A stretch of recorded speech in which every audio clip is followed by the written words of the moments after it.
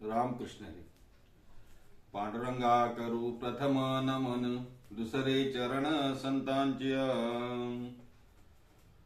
मस्तक हे पायावरी, या वारकरी संतांच्या, या वारकरी संतांच्या, या वारकरी संतांच्या. मस्तक हे पायावरी, या वारकरी संतांच्या. मागच्या भागामध्ये भारुड सेवेचा समारोप करत असताना 38व्या क्रमांकाच्या भागामध्ये मी सांगून गेलो होतो की हा वारीचा काळ आणि वारीच्या काळामध्ये आपण वारीवरती चिंतन चालू करूया. तेव्हा आज वारी पंढरीची भाग 1.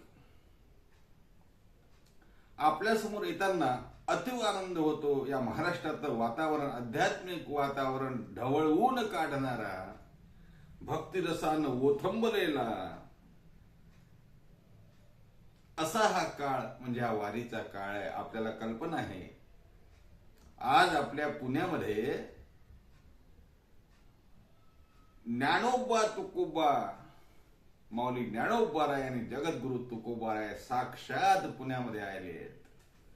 पंढरपूरसाठी माऊलींचं काल प्रस्थान झालं, तुकोबांचं परवा प्रस्थान झालं आणि आज दोन्हीही महान संत या पुण्यनगरीमध्ये विसाव्यासाठी थांबलेत. ही पुण्य नगरी आणि हा परिसर अत्यंत भाग्यवान आहे महाराज. काय बोलावं. देहू आणि आळंदी ज्या जिल्ह्यामध्ये आहे, खरोखर ती पुण्यनगरीच असणार. इथे आज माऊली ज्ञानोबाराय पंढरीकडे जायला निघाले, तुकोबाराय पंढरीकडे जायला निघाले आणि दोघांचाही 20वा मुक्काम माझा पुण्यनगरीत आहे. त्यानिमित्तानं आजचं आपलं हे वारीचं चिंतन. वारीचं चिंतन करत असताना वारी हे आपल्यासाठी नवीन नाही. सर्वांना वारी हा शब्द माहिती आहे. नेमकं वारी म्हणजे काय हो? वारी कशाला म्हणावं? आपला शीर्षक आहे, आपला विषय आहे वारी पंढरीची. पण वारी इतर तीर्थक्षेत्राची पण आहे का? इतर देवतांची पण वारी आहे का? नाथराचा अभंग म्हणतो आपण, मल्हारीची वारी माझ्या मल्हारीची वारी. आई भवानीची वारी आहे का? असेल, पण हा लोकदैवत, महाराष्ट्राचा लोकदेव, महाराष्ट्राचं लोकदैवत, महाराष्ट्राच्या जनतेच्या मनातलं हृदयातलं दैवत असलेल्या विठोबाची वारी मात्र जगात प्रसिद्ध वारी आहे. पंढरपूरला विठ्ठलाच्या दर्शनासाठी निघणारा समूह, पायी निघणारा समूह आणि दरवर्षी न चुकता जाणारा समूह, न चुकता जाणारे लोक आणि एकटे न जाता संतांच्या सोबत जाणारा साधक वर्ग, त्याला वारकरी म्हणावं. आणि ती जी क्रिया करतात त्याला वारी म्हणा. आता वारी म्हणजे नित्यनेमानं एखाद्या ठिकाणी जाणं, याला वारी असं म्हणावं. नित्यनेमानं जाणं. न चुकता काही लोक पिढ्यानपिढ्या, काही 10 पिढ्यापासून, 7 पिढ्यापासून, 8 पिढ्यापासून, 3 पिढ्यापासून पंढरपूरला न चुकता जातात आणि अभिमानानं सांगतात. महाराज काय सांगतात? पंढरीची वारी आहे माझे घरी, पंढरीची वारी आहे माझे घरी, आणि कनकरी तीर्थरवत, आणि कनकरी तीर्थरवत, रथ एकादशी करीन उपवाशी, पंढरीची वारी आहे माझी घरी. पिढ्यानपिढ्या आमच्या घरामध्ये पंढरपूरला जाण्याची प्रथा आहे. पण कधी जातात बघा. मुख्यत्वे बघितलं तर पंढरपूरच्या 4 वाऱ्या थोड्या प्रसिद्ध आहेत. आषाढी, कार्तिकी, चैत्री आणि माघी.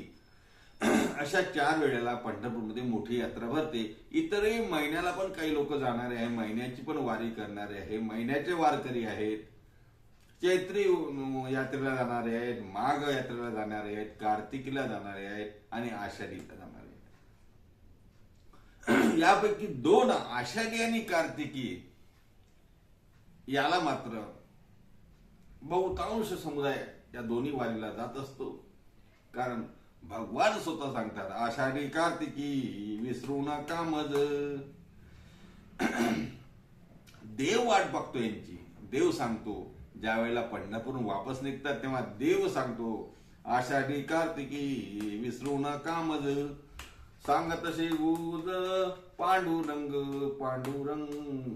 म्हणून आषाढी आणि कार्तिकीची वारी ही महत्वपूर्ण वारी आहे. पंढरपूरच्या वाळवंटामध्ये कार्तिकीला वारी भरते आणि आषाढीला सर्व पंढरपूर दुमदमून जाते. आणि याच आषाढी एकादशीसाठी महाराष्ट्रात आणि महाराष्ट्राच्या बाहेरून सुद्धा हजारो लाखो लोक निघतात. कशासाठी?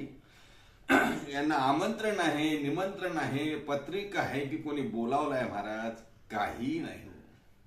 न बोलावता लाखो लोक नुसतं पंढरीनाथाला भेटण्यासाठी, विठ्ठलाला भेटण्यासाठी निघतात. एकटे नाही, संतांच्या समागम निघतात. आपल्या गावावरून येतात. कुठे येतात? आळंदीला येतात, पैठणला येतात, तुकोबारायांच्या देहूला येतात, नाशिकला येतात, निवृत्तीनाथांच्या सोबत येतात, सासवडला सोपान काकांसोबत येतात, शेगावला गजानन महाराजांसोबत निघतात. असं अनेक ठिकाणाहून अनेक लाखो हजारो लोक एका ध्येयानं की आम्हाला पंढरीनाथाला भेटायचं आहे या एका हेतून त्याच्याकडे पायी निघतात. ते वारकरी आहेत. बरं, कशासाठी निघतात? काय मिळते काय त्यांना? काही मागतात काय देवाला जाऊन? महाराज, हेच तर एक आश्चर्य आहे हो. काहीही इच्छा मनात न ठेवता, स्वतःसाठी काही न मागता, फक्त पुन्हा आमची वारी होऊ दे, वारी चुकू देऊ नको, हेच पंढरपूरला जाऊन संत महात्मे मागतात. महाराज काय सांगावं? महाराज म्हणतात, हेची व्हावी माझी आस, जन्मोजन्मी तुझा दास, पंढरीचा वार करी, पंढरीचा वार करी. हेची व्हावी माझी आस, जन्मोजन्मी तुझा दास, पंढरीचा वार करी. पंढरीचा वार करी, वारी चुकोने दिहरी. पंढरीचा वार करी, वारी चुकोने दिहरी. पंढरीचा वार करी. अर्थात काहीही मागायचं नाही देवाला. देवा, फक्त आमची वारी चुकू देऊ नको. अरे, माझ्या पूर्वजांनी परंपरेने ही वारी माझ्या घरी आली ना, आता काही जरी झालं तरी वारी चुकू देऊ नको. आपल्याला कल्पना आहे, मध्यंतरी कोरोनाच्या काळामध्ये 2 वर्ष वारी झाली नाही. 2 वर्ष वारी झाली नाही महाराज. पंढरपूरला जे फटकरी लोक आहेत ना, पंढरपूरला जे फटकरी लोक आहेत, त्यांनी सोशल डिस्टन्स पाळून 1-2 लोकांनी प्रदक्षिणा केली महाराज. चंद्रभागेचं स्नान केलं आणि आपला नित्य नियम मोडला नाही. आणि सांगितलं सर्व वारकऱ्यांना, आपापल्या फड परंपरेतल्या लोकांना, तुम्ही काळजी करू नका. सरकारने जे सांगितलं तुम्हीही ते पाळा. आपल्याला सामाजिक भान ठेवलं पाहिजे. सामाजिक आरोग्य, शारीरिक कोणाला इजा होऊ नये, आरोग्य धोक्यात येऊ नये म्हणून तुम्ही तिथे थांबा. प्रातिनिधिक स्वरूपात आम्ही तुमच्यातर्फे देवाचं दर्शन घेतो. महाराज, काय उदात्त विचार आहे. याला वारकरी म्हणतात.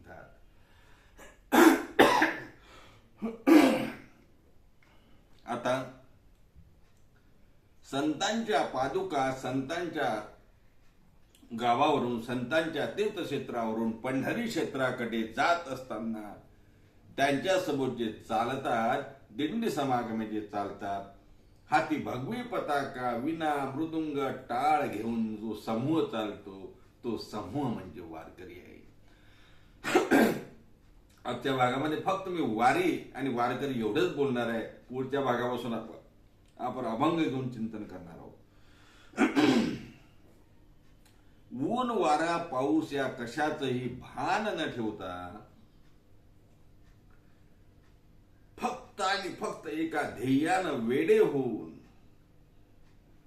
भेटी लागे जेव्हा लागलीचे आस असं म्हणत म्हणत देवा केव्हा भेटशी, तुझं दर्शन केव्हा होईल, या आशेनं फक्त चालत राहणारा आहे त्या कष्टाला सामोरे जाणारा जो समूह, तो वारकरी महाराज.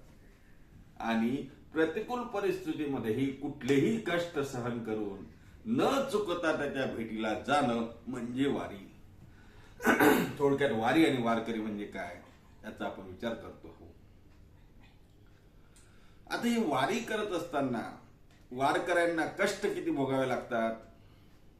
अलीकडच्या काळामध्ये आता सोयी निघाल्या, गाड्या झाल्यात, तुमचं सामान ठेवायला ट्रक झालेत, त्यानंतर गॅस शेगडी झाली, कूक निर्मा आचारी झाले, स्वयंपाक करणार. पूर्वी तसं नव्हतं महाराज.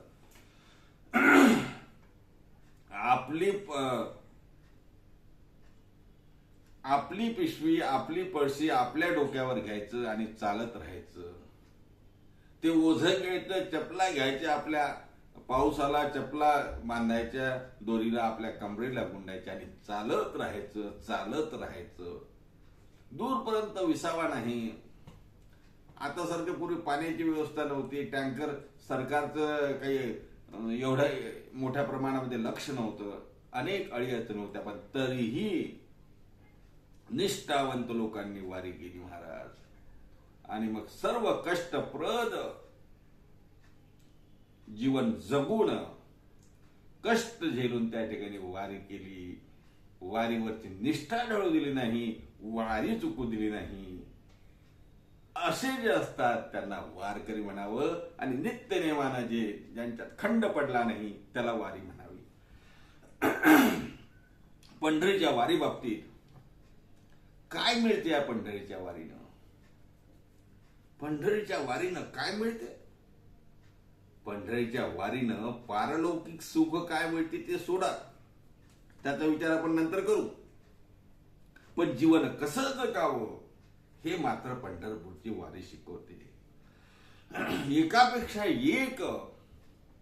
एकापेक्षा एक सरस, आपल्यापेक्षा कितीतरी उच्च शिक्षित, आपल्यापेक्षा कितीतरी मोठ्या पदावर असलेला अधिकारी, आपल्यापेक्षा कितीतरी श्रीमंत असलेला गर्भश्रीमंत एखादा गृहस्थ,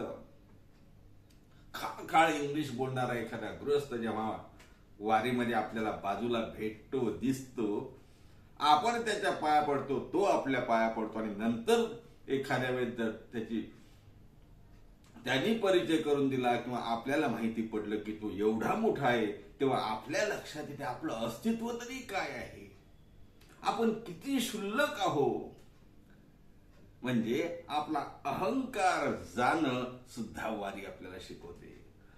आणि एकमेकाच्या पाया पडल्याने आपल्यामध्ये येत असलेला अभिमान सुद्धा नष्ट होतो. अभिमान नुरे कोड अवघेची पुरे ही वारी आहे महाराज. पाया पडे जन एकमेका, एकमेकाच्या पाया पडून आपल्याला अहम जातो आणि सर्वाभूती भगवत भाव ही दृष्टी त्या ठिकाणी निर्माण होते. बरं, इथे भेद आहे का? कोण कोण्या जातीचा, कोण कोण्या धर्माचा, कोण पुरुष, कोण नाही ना, काहीच भेद नाही. यारे यारे सान थोर, याती भलते नारी नर, कोणी असू द्या, लहान आहे, मोठा आहे, ब्राह्मण आहे, क्षत्रिय आहे, कोण जात याते, जातीचा पातीचा तर विषयच नाही महाराज. लहान मोठ्याचा विषय नाही, जातीपातीचा विषय नाही.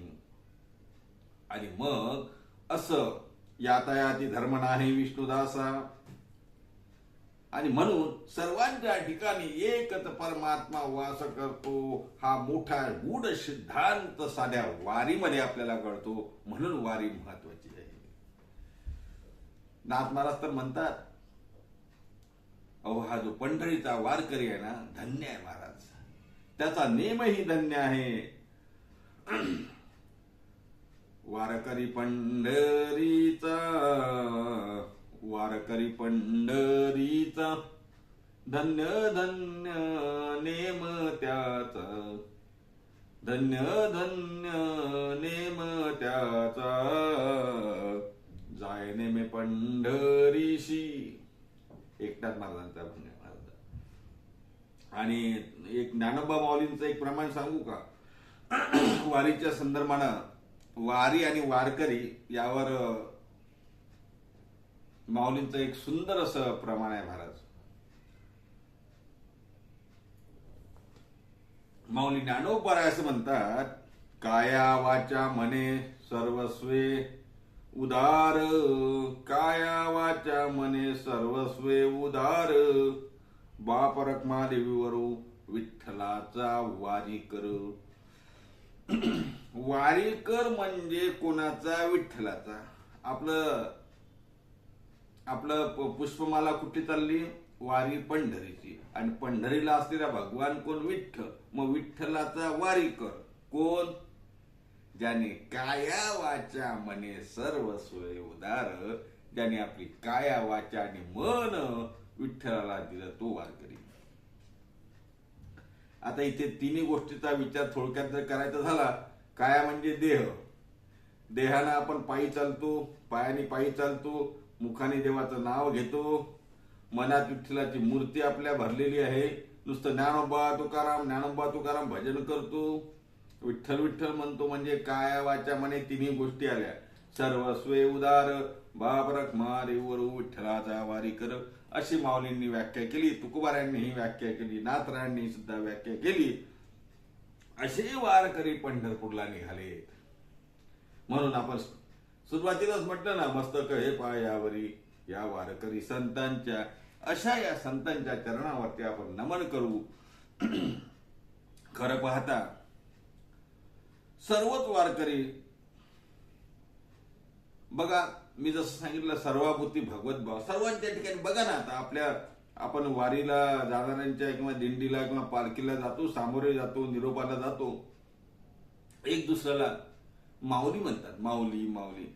आपल्यातून सुद्धा माऊलीच निघते. हो, माऊली बाजूला हो, माऊली जागा द्या हो, माऊली थोडं सरका हो, माऊली पुढे सरका. म्हणतो की माऊली बाजूला जा, माऊली थोडी वाट मोकळी करा. अर्थात इतरांकडे बघून, आजूबाजूच्याकडे बघून आपल्या सुद्धा काहीतरी सुधारणा होते. कशामुळे? या वारीमुळे महाराज. मग वारी काय शिकवते? वारी कसं जगावं हे शिकवते. वारी कसं वागावं हे शिकवते. वारी आपल्याला ऊर्जा देते महाराज. 20-25 दिवस, 30 दिवस जे वारीची ऊर्जा असते ना, ती अखंड आपल्याला उरलेल्या आयुष्यामध्ये कसं जगावं हे शिकवते. म्हणून वारीमध्ये त्याग शिकवला गेला, वारीमध्ये विरक्ती शिकवल्या जाते, वारीमध्ये मोहाचा नाश होतो, वारीमध्ये भगवत भक्ती शिकवल्या जाते. वारीमध्ये बघा, घरी 8 वाजता उठणारे सुद्धा जे पायी वारीला निघाले ते 8 वाजता उठू शकतात का? नाही ना.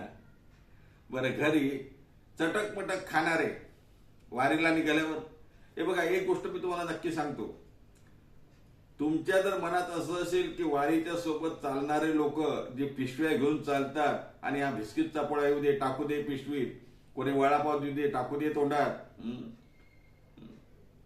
कोणी बॉटल देऊ दे, टाकू दे पिशवीत, कोणी पिशवी देऊ दे, टाकू दे पिशवीत, ते वारकरी नसतात.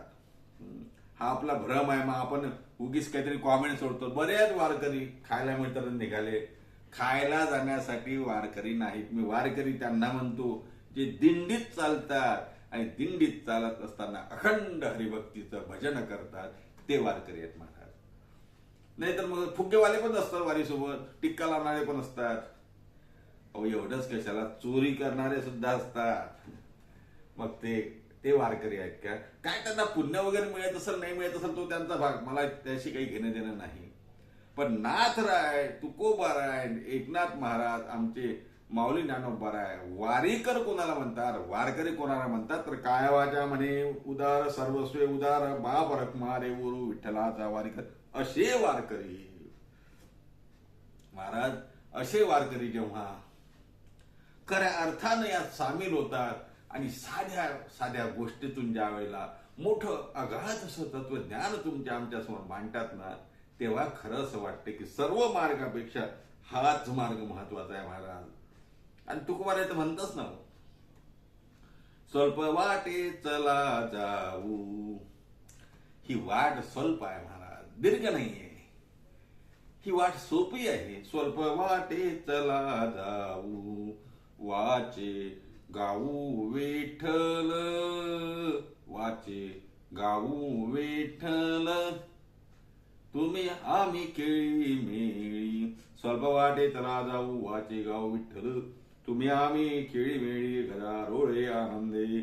ध्वजकुंचे गरुड टाके, शृंगारनिके करुणी, तुका म्हणे हिची नीट, जवळी वाट वैकुंठी.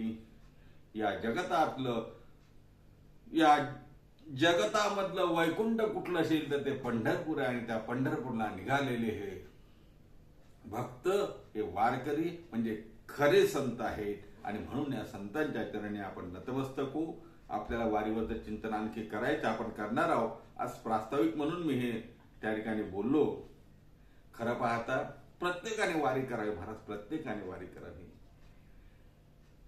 महाराज तर म्हणतात, सुखा लागे करीशी तळमळ तरी तू एक वेळ जाय. पण काय सुखा लागे करीशी तळमळ तरी तू पंढरीशी जाय एक वेळ. एक वेळ तरी पंढरपूरला पायी गेलं पाहिजे महाराज. तसं तर नेहमीच गेलं पाहिजे. आपण एसटीने जातो, सुदैवानं मला पण पायी जाता आलं, माझं भाग्य आहे. आमच्या पूर्वजांचं भाग्य आहे. आमच्याही पिढ्याने पिढ्या आमच्या घरामध्ये वारी आहे. आणि आमच्या विदर्भातून वैकुंठवासी संपत बाबा सोनार खेडकर यांची दिंडी आणि दिंडी चालक आमचे त्यावेळेचे वैकुंठवासी हरिभक्त परायण हरिभाऊ महाराज विरेशीकर यांच्या दिंडी समागम मी तब्बल अमरावतीवरून 20 दिवस पर्यंत पैठणला, आणि मग पैठणहून नाथ महाराजांच्या पालखी सोबत दिंडी क्रमांक रथाच्या मागे 3री या दिंडीमध्ये मला चालण्याचा योग आला. 2दा मी त्यांच्यासोबत पायी अमरावती ते पंढरपूर वारी केली. त्यांच्या सहवासात राहिल्यामुळं, वारी केल्यामुळं खऱ्या अर्थानं जीवन सार्थक होते महाराज. कसं जगावं हे कळते. आज